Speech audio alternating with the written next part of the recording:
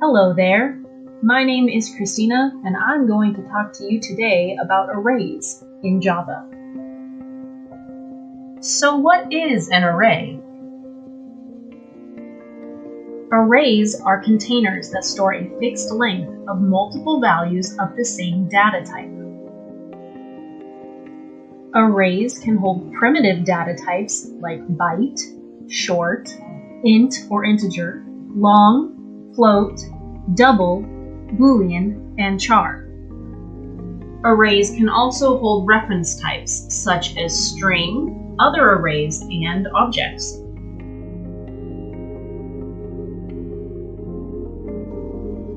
When you declare an array, you simply use the data type followed by square brackets and then the name of the array.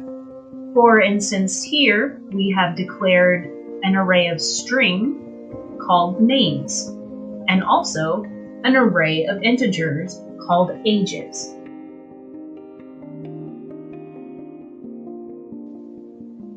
One way to initialize an array is with default values.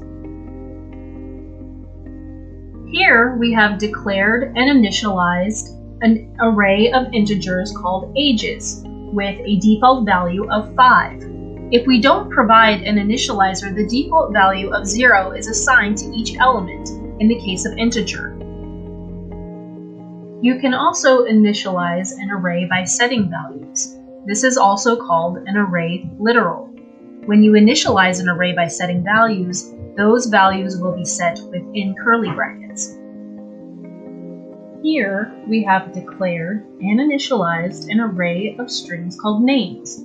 Inside the curly brackets, you will find the values of Jack, Jill, Lucy, and Ethel.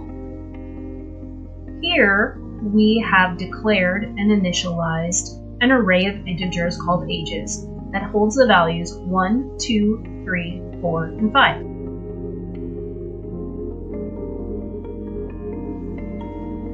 One structure of arrays that we have already covered today are one-dimensional arrays. Here are the two one-dimensional arrays that we covered earlier. An array of strings called names and an array of integers called ages. One-dimensional arrays are single parameter and contains only one value per index. Another structure of arrays are called multidimensional arrays. Multidimensional arrays are basically an array of arrays. Here, we will touch up on two-dimensional arrays. The two-dimensional or 2D array is the most simple of the multidimensional arrays, as it is an array of one-dimensional arrays.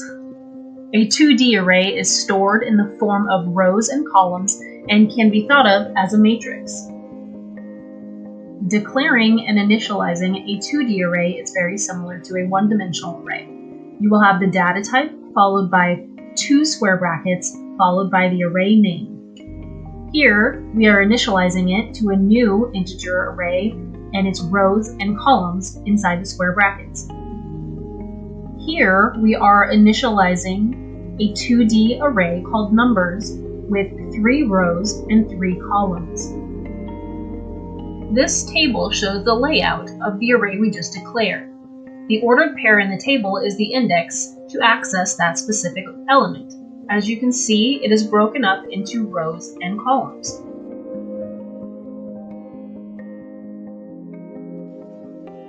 As we used in a previous example, here we have an array of strings called names that holds 4 values, so the length is 4. And with the array ages of integers, the value is 5, so the length is 5. There is a super helpful property called the array length property, which is very easy to use. Here we have declared and initialized an array of integers called numbers, and then we have asked Java to print out using the length property of numbers.length. Here, the output will be 5, as it holds 5 values.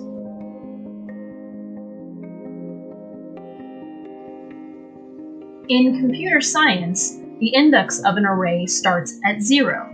So as you can see, this is the string that we declared and initialized earlier. It does have a length of 4, but the index starts at 0. If we wanted to print out a specific index of the array, we would do as follows.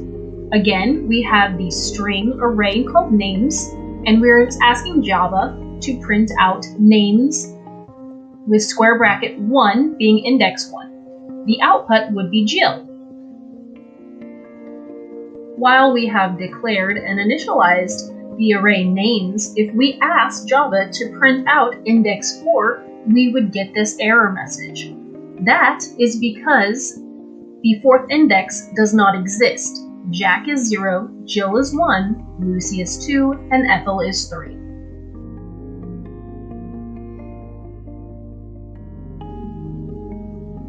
Changing a value inside of an array is simple. Again, here we have the array called names. We want to change the 0th index to Spot. Currently, it is at Jack. In order to do that, we would say names, square brackets 0 equals Spot. When we ask Java to print out the 0th index of the array, names, we will get Spot.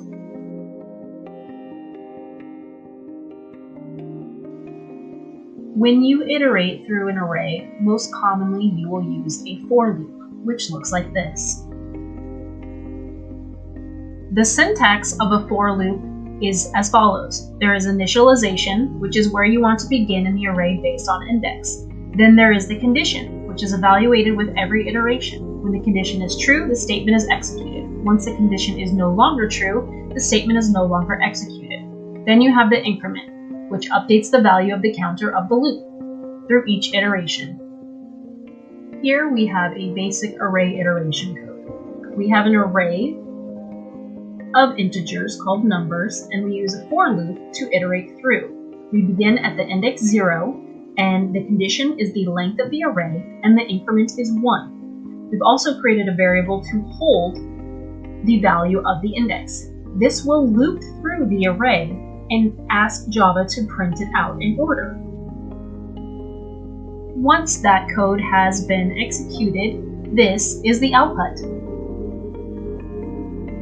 You can also search through an array for a specific element or value. Here we have created a code to search an array for a specific element.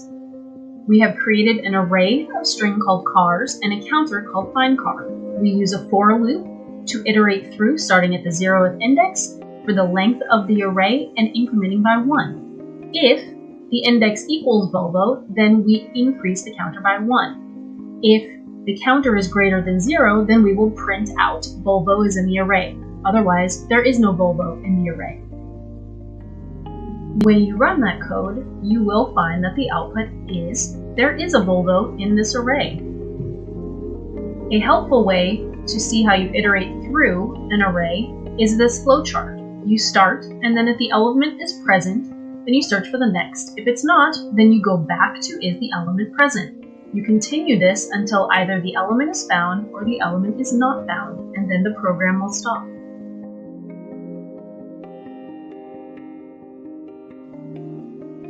Here is the simple algorithm called bubble sort, which compares the first element of the array to the next one.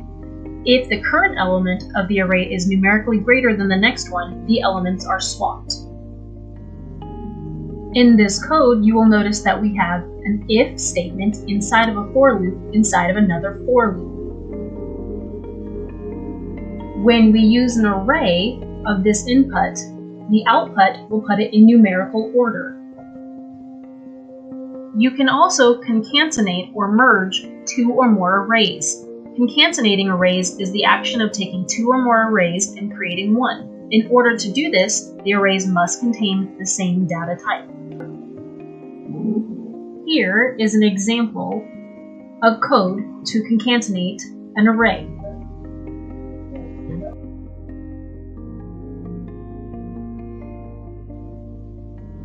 You can also perform calculations using arrays. Here we have an example of using an array to perform calculations within a method. This is getAverage.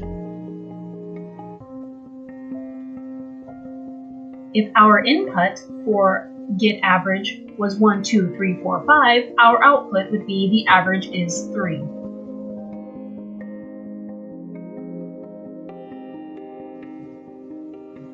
Arrays can be passed to other methods just as we do with primitive data types.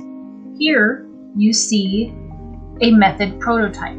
We have public static void method name, and then inside the parentheses we are passing an array called numbers as the argument.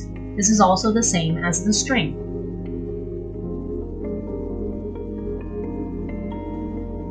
Using the bubble sort method we created earlier, here you can see we are declaring an integer array with values called numbers. Then we are passing that array inside the bubble sort method. So it looks like bubble sort, and within the parentheses, numbers.